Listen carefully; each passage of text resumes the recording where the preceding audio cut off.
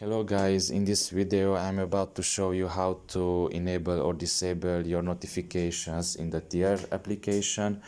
You should enter the app first. After doing so, you will be presented by the home page and you should look upwards in the top of your left corner and press these two lines.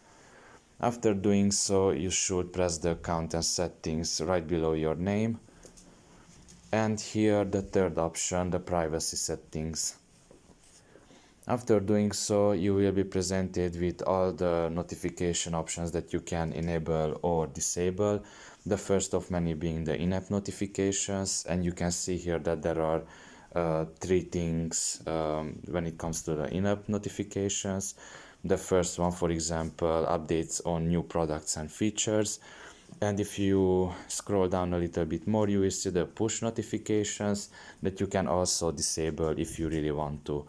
So at the end of the day, it's up to preference. You decide what you keep or what you want to disable. And for the video, this was pretty much it. I really hope it was helpful, and see you next time. Goodbye.